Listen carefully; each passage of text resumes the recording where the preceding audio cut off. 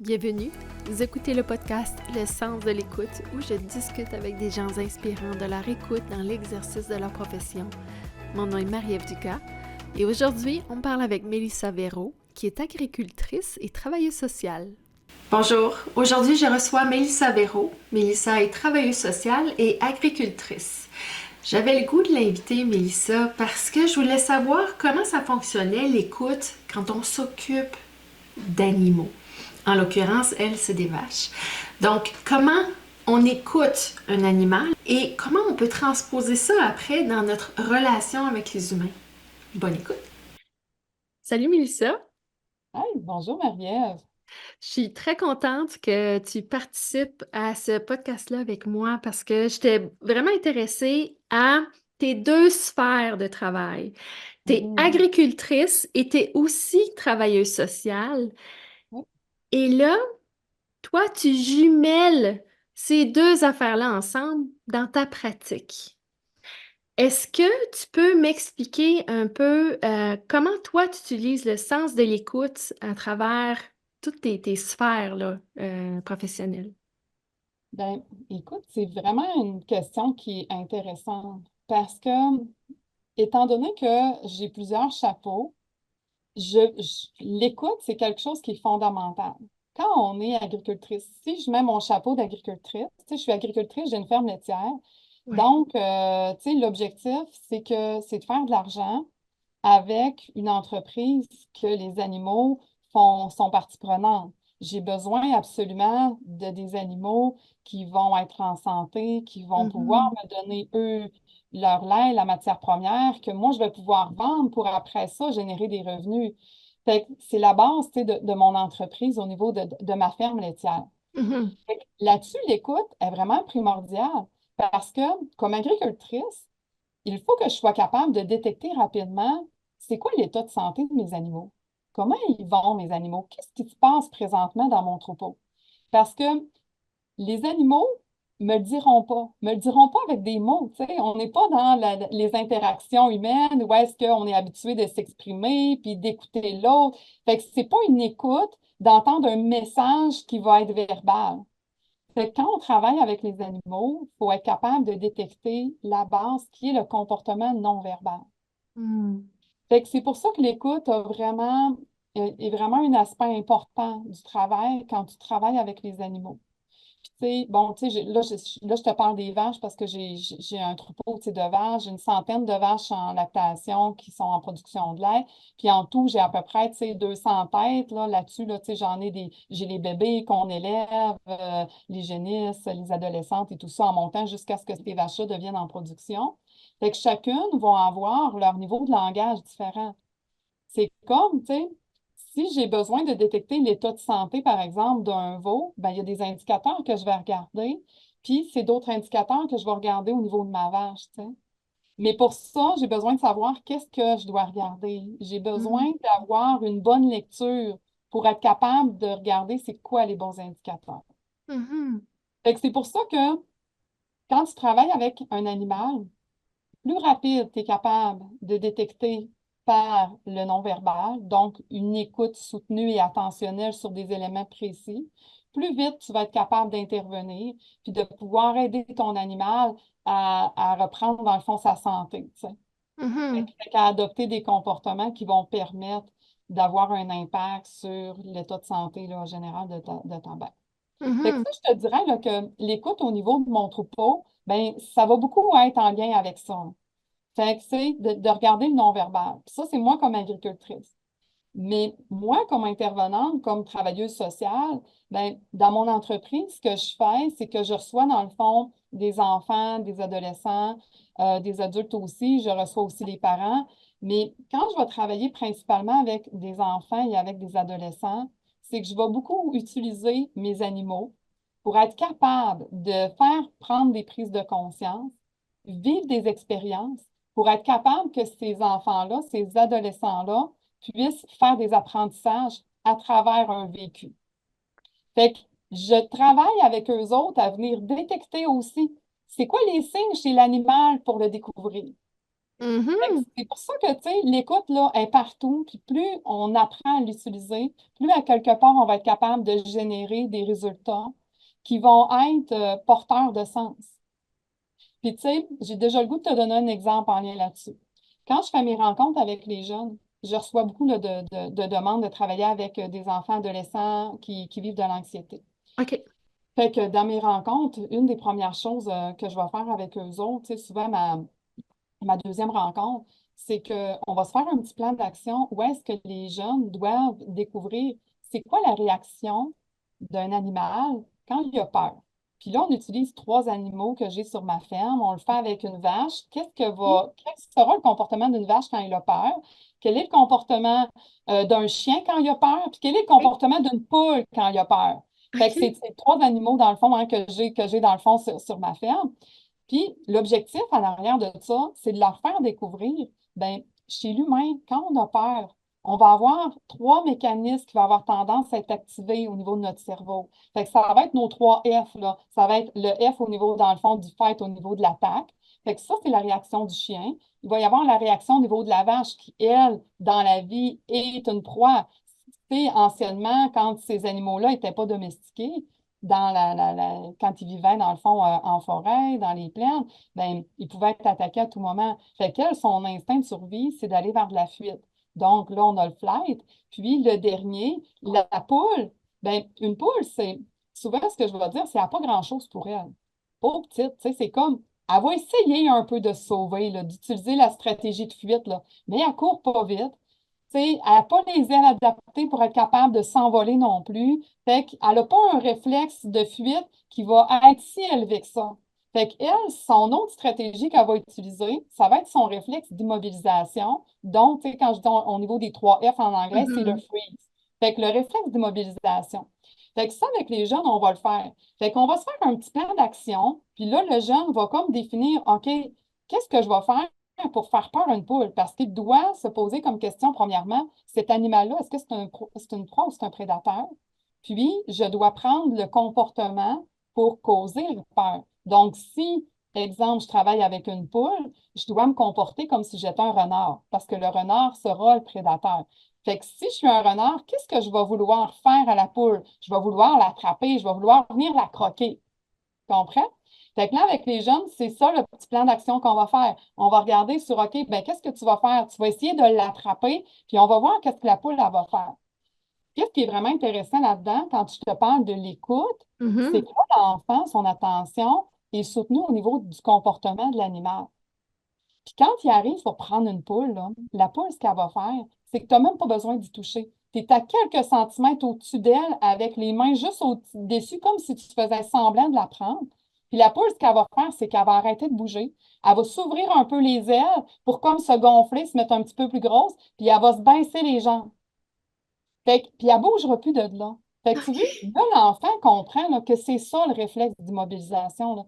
Que lui, là, que quand il est dans une situation de stress ou d'anxiété, qu'il arrête de bouger, qu'il a les poumons gonflés, les épaules levées, puis qu'il fige, puis qu'il n'est plus capable de rien dire, puis de rien parler, ben c'est son réflexe d'immobilisation, comme Hmm. la poule va le faire. Mais j'utilise l'écoute pour être Oui. capable de le définir, pour être capable que ça devienne une expérience vécue que le jeune va être capable d'intégrer à travers ça. Oui. Ouais. Fait qu'il devient pleinement, conscient, très attentif de la réaction pour un peu pouvoir comme se l'approprier pour f avoir un lien avec lui, à chaque fois, là. Exactement. Puis là, ça devient après un langage commun qu'on réutilise Mmh. à travers le vécu dans son quotidien. Bon, ben là, tu devais faire une présentation orale, tu es arrivé pour parler, puis finalement, tu as eu le syndrome de la page blanche. Tu ne savais plus quoi dire. Ben, tu vois, c'est que là, c'est ton réflexe de poule qui a apparu. C'est que là, ton cerveau, il a figé. Oui, Comprends?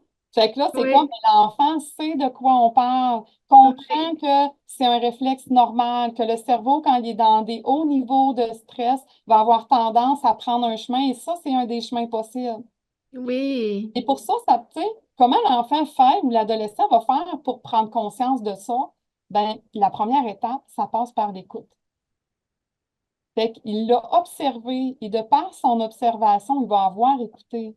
Fait qu'écouter pas juste avec les oreilles, mais écouter par les yeux, par son senti, par un ensemble de facteurs qui vont nous alimenter dans la compréhension de ce qu'on va vivre, tu sais. Ouais, parce que là, Ouais, l'écoute est globale avec les animaux. C'est, c'est pas, on se sert pas juste des oreilles, là. Comme tu dis, il y a les yeux, il y a le ressenti, il y a le feeling que ouais, tu ressens. ouais, ouais, oui, oui.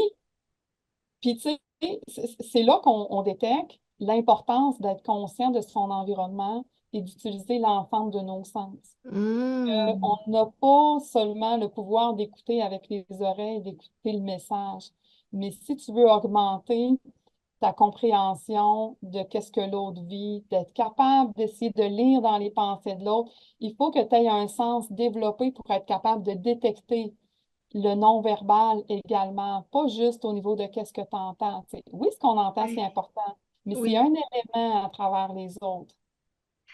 Est-ce que c'est parce que tu as dû raffiner ton écoute du non-verbal avec des vaches? Comme quand tu as besoin de les déplacer d'un bord à l'autre, tu dois avoir une certaine écoute. Est-ce que c'est ça qui a fait en sorte que ton écoute non-verbale des humains s'est raffinée?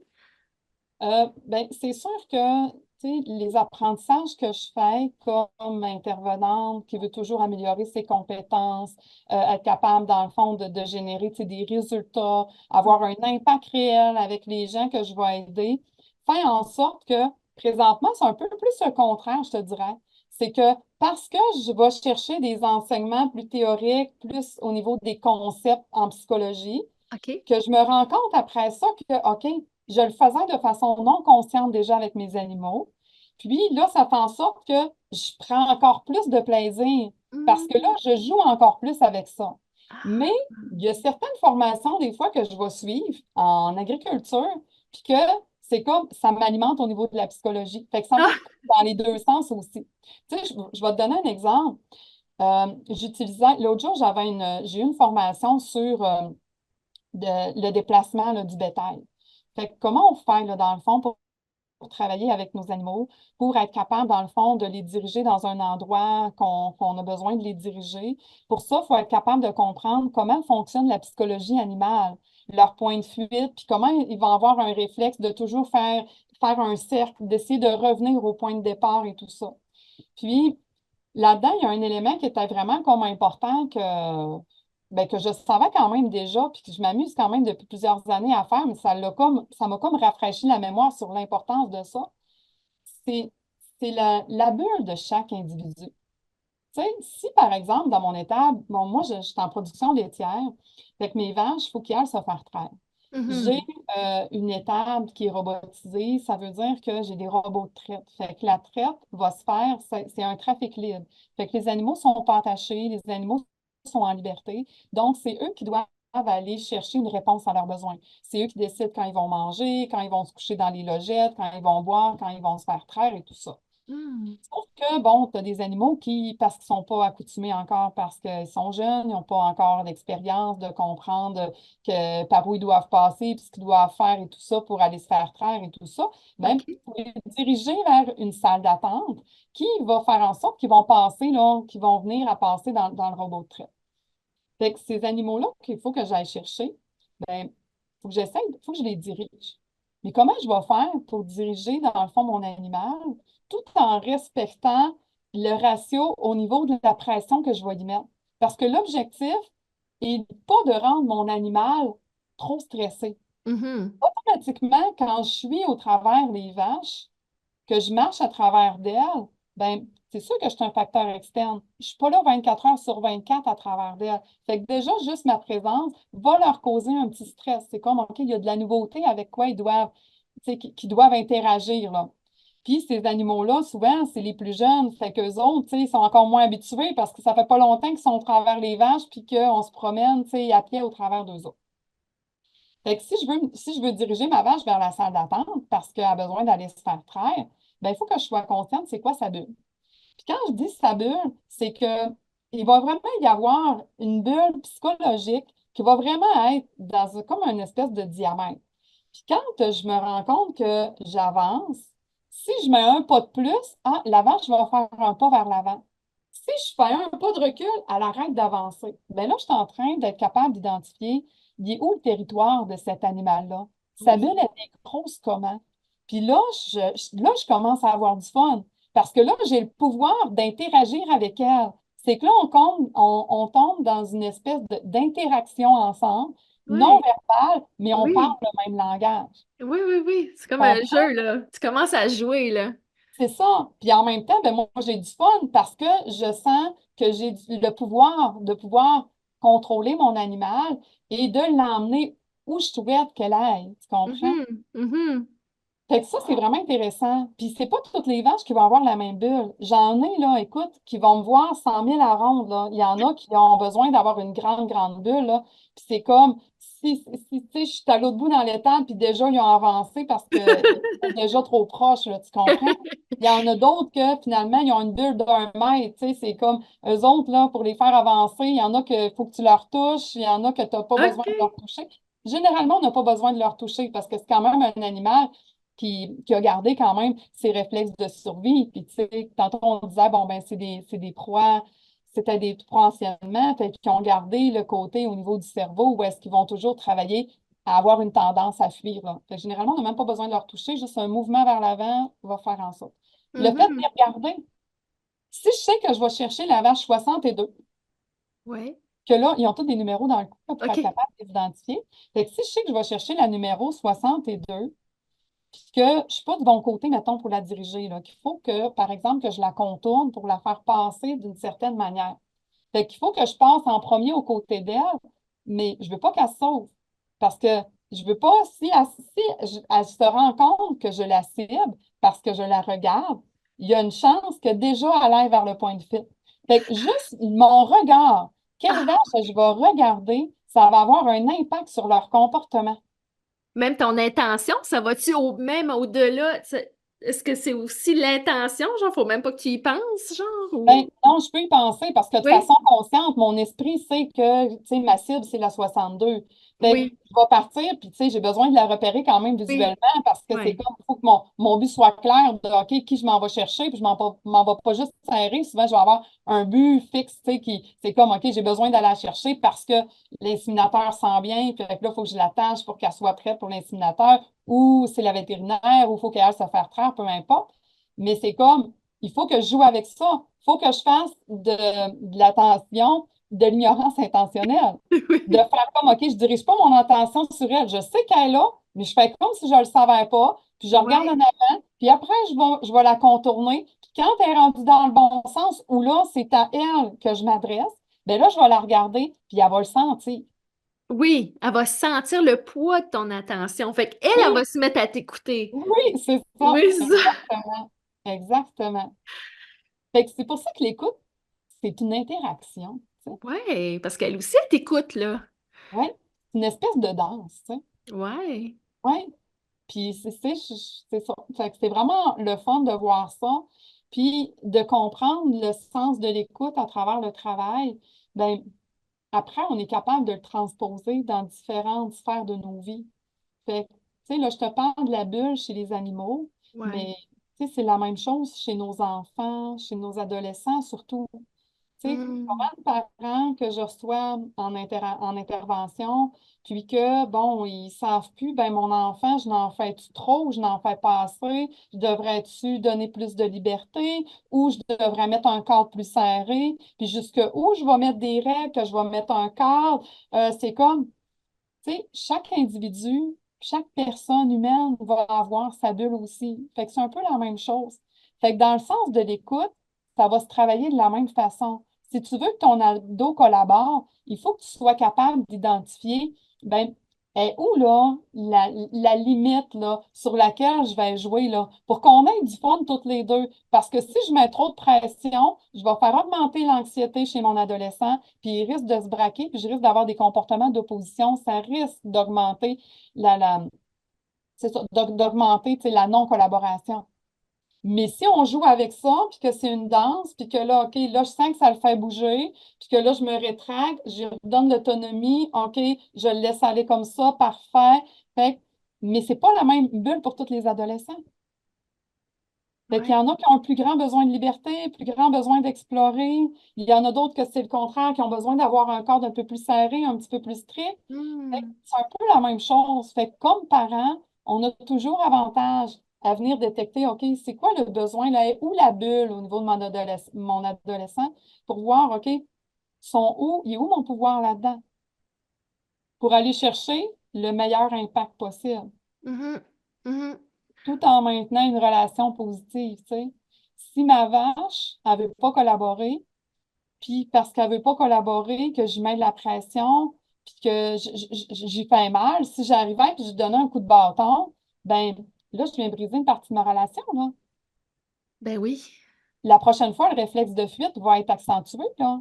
Oui, oui, oui. Il n'y aura plus de confiance mutuelle qui va être là. Fait que c'est ça, fait que, tu sais, c'est pour ça qu'on doit toujours être conscient de c'est quoi notre pouvoir. Puis si nous, Ouais. comme leader, hein, parce que quand je suis au travers de mes vaches, ben, j'ai besoin d'avoir une posture de leader aussi. Puis Mhm. ça passe par cette écoute-là. Tu sais, là, je m'en vais un peu hein, comme ça te va-tu? Là, tu sais, je te donne des différents petits exemples comme ça. Puis, Ben oui, c'est super. Non, non, c'est parce que, vraiment bien. tu sais, Oui, j'ai oui, un oui. autre image qui me vient que, Oui. écoute, tu sais, c'est ça, mes enfants viennent travailler avec nous autres dans l'étable, viennent nous aider là, à faire la traite une fois par semaine. Là, mon employé est en congé, fait qu'on y va tout en famille. Puis, j'ai mon garçon que lui, il y a une vache qui avait détecté qu'elle était au-dessus de lui au niveau de la hiérarchie. Fait qu'elle, Oui. là, quand elle le voyait, là, elle s'en allait vers lui, puis elle voulait lui donner des coups de tête. Ben voyons. OK. Oui, c'est comme elle, au niveau de l'écoute, ben, elle avait détecté que lui, il n'avait pas une posture assez forte, qui lui donnait une impression que lui avait, tu sais, était un leader. C'est OK. sûr que, tu sais, écoute, il était tout petit là, quand tu as commencé à faire ça. Là. OK, Il était ouais. tout petit, j'avais pas mon étable encore où ce que mes vaches étaient en liberté. J'avais une étable où ce que les vaches étaient attachées face à face.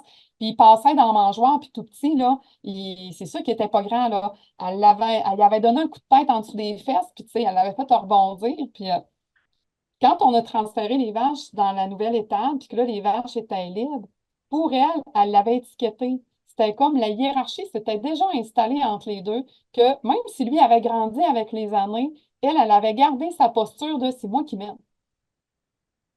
OK. Fait que tu vois comme c'est intéressant au niveau de l'écoute, tu sais. C'est comme, puis là, elle, il y a eu des signes qui ont donné, elle a donné des signes pour dire qu'OK, elle s'est mise à le regarder. Là, c'est elle qui le pourchassait. Tu sais, tantôt, quand je te disais que mon regard va avoir un impact sur le comportement de la vache, on était capable d'anticiper que la vache, elle voulait s'en venir puis qu'elle voulait lui donner un coup de tête. Parce qu'elle OK. regardait, puis après ça, elle se mettait, elle le suivait de loin, là. Puis OK. là, à un moment donné, c'est comme quand on voyait que son attention était détournée, là, elle se mettait à être plus rapide, puis là, elle voulait s'en venir au lui. OK. OK. Fait que, tu sais, c'est ça. Fait que, tu sais, c'est pour ça que c'est une interaction vraiment au niveau de l'écoute entre les humains, les animaux. Les humains, entre eux, interagissent beaucoup avec l'écoute.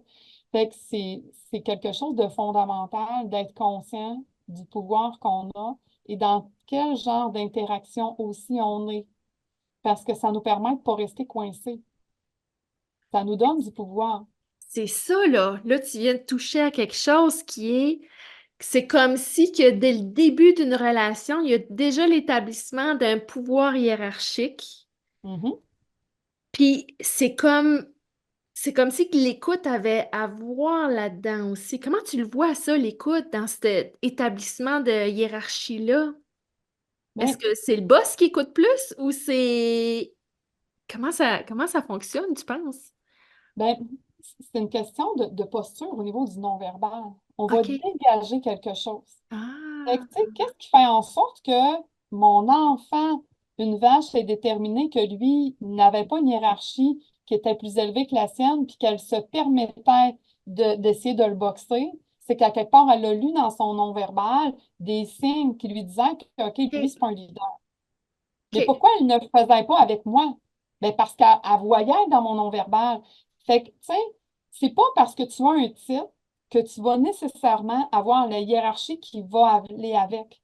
Ouais, ouais. Puis ça, avec les animaux, ça déjoue les règles justement au niveau des statuts. Parce que Oui. j'ai bien beau arriver dans mon étable, puis tu sais, j'ai bien beau dire, hey, c'est moi le propriétaire ici, c'est moi le boss.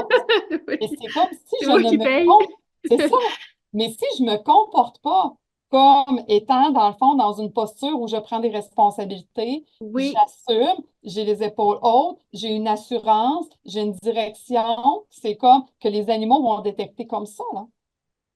Wow. C'est comme tout de suite, dès l'écoute, dans le fond, chacun s'écoute Oui, et chacun définit déjà, OK, ouais, lui, c'est il est ça, on top, là. c'est Fait ça. qu'il y a comme une décision qui se fait, là. Oui, oui. Puis même chose au niveau des parents-enfants. Tu vas avoir des fois, tu sais, dans les familles que je vais rencontrer, c'est souvent on va travailler à rétablir les hiérarchies. Parce que ce n'est pas parce que tu portes Hmm. le titre de parent puis que ton enfant est plus jeune qu'on est dans une hiérarchie dans le fond d'autorité. C'est Souvent, les enfants, il y en a qui vont être presque en égalité avec le statut du parent. Fait que c'est sûr que c'est difficile après ça, là, de faire valoir tu sais, de mettre des règles et d'être capable d'aller chercher le respect, là. Fait que, tu sais, ça oui. va, c'est ça. C'est pas le statut qui va l'emporter, puis c'est au niveau de comment on installe les choses de façon réelle, puis les animaux savent bien nous le transposer parce que eux, il n'y en a rien à foutre, là, au niveau de leur Oui, c'est statut, ça. là. Fait que ça l'aide à jouer la vraie game, à ramener sur des notions de base. Wow. Ouais. Wow. Ben là, tu ramènes ça à la relation parent-enfant, la hiérarchie. Fait que là, dans le fond, est-ce que toi, tu utilises beaucoup, est-ce que tu fais beaucoup d'enseignements aux parents? Comment eux rétablir cette posture-là de leader, finalement? Ben oui, c'est sûr. Puis une des premières choses que je vais faire avec eux, c'est on va travailler les demandes. Quand j'ai un enfant qui vient me rencontrer dans le bureau, tout de suite, quand l'enfant a besoin d'aller chercher une information, qu'on va faire des plans ensemble, je lui enseigne comment il doit me faire une demande. Fait que Ah. la demande est, Mélissa, est-ce que tu me fais ta demande, s'il vous plaît? Puis là, le parent, en fait, tu sais, je le travaille en mode ligne parce que là, moi, je suis en interaction avec l'enfant. Puis là, l'enfant, il veut me plaire parce que, bon, je suis une inconnue. Là, il a le désir, tu sais, d'être un enfant qui va collaborer, tout ça. Fait qu'il va se plier à ma demande, il va très bien la faire, je vais le renforcer. Puis là, après ça, Mhm. on intègre le parent. Puis là, on va travailler souvent en diade. OK, prochaine rencontre, on va faire un défi, mais là, on invite ton parent.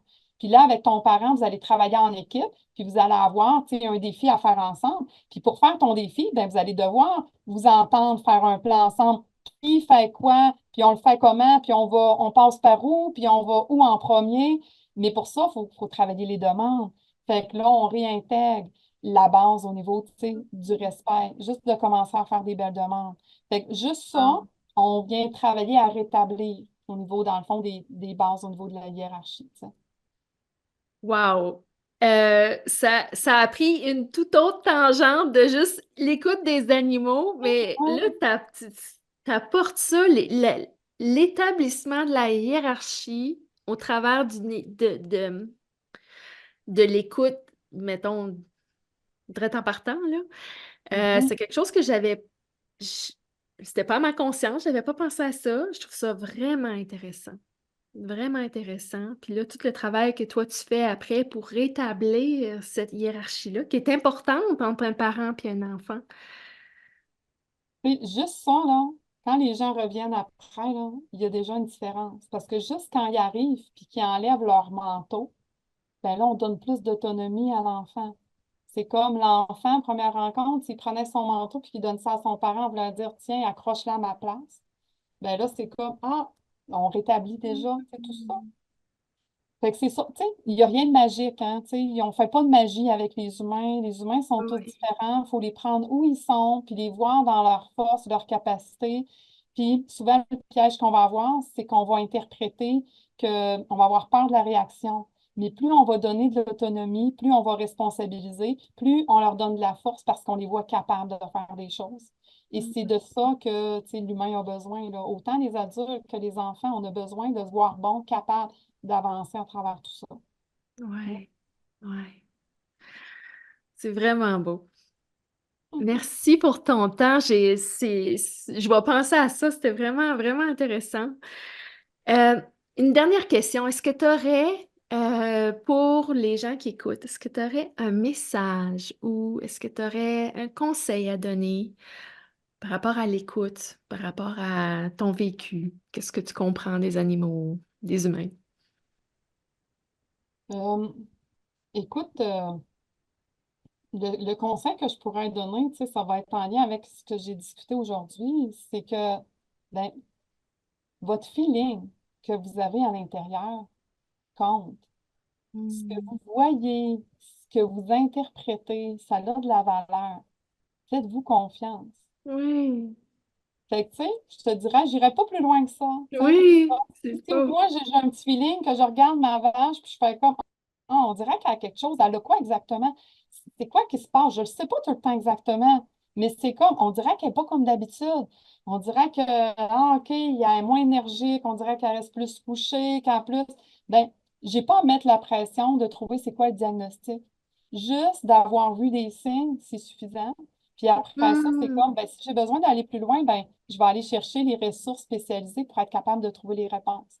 Mais Ouais. quand on détecte des éléments avec l'écoute, que ce soit verbal, non verbal, tous les sens qu'on va utiliser, ben, ça nous sert. Puis c'est rare que notre feeling, on va être complètement dans le champ, tu sais. Au Hmm. pire, ce que je vais me dire, c'est que, ben, OK, ben, ma vache, finalement, était comme ça aujourd'hui parce que, exemple, elle est en chaleur. C'est pas parce qu'elle est malade, mais elle est plus excitée ou plus juste parce qu'elle est en chaleur. J'ai aucune intervention à faire, mais je vais comprendre le sens du pourquoi. Mhm. Puis si Mhm. ça avait été quelque chose que j'aurais eu besoin de faire une intervention, ben au moins je me serais posé la question qui aurait potentiellement amené quelque chose pour tenter là, d'aider l'animal. Hmm. Ouais. C'est d'être conscient de son écoute globale, comme tu parlais tantôt, on n'écoute pas juste avec les oreilles, c'est de rester centré en soi, puis d'être connecté à qu'est-ce que ça nous Mm. dit en dedans, qu'il y a une Mhm. raison pourquoi. Ouais, Ouais. ouais, ouais. Merci, Hey, merci. ça m'a fait grandement plaisir. Puis merci à toi hein, de m'avoir proposé là, de participer au podcast. Puis je trouve que ça permet aux gens, des fois, d'avoir une nouvelle lecture, puis de le voir de façon différente, Mhm. puis de faire certaines petites prises de conscience. Puis des fois, ça nous permet de faire le prochain petit pas sur ah, ben voilà, ça, j'avais pas vu ça, mais ah, ben je vais l'essayer, voir. Oui, Fait que si ça peut aider des gens, puis que ça peut inspirer à poursuivre. La oui, découverte qu'ils ont à faire sur eux, sur ce qu'ils cherchent oui. dans le moment, ben, tant mieux. Tu sais. Oui, parfait. C'est sûr que ça fait. Moi, ça me l'a fait. Fait que Hmm. moi, je repars avec ça, avec ma discussion avec toi. Fait que merci beaucoup. Ouais, écoute, ça m'a fait vraiment plaisir.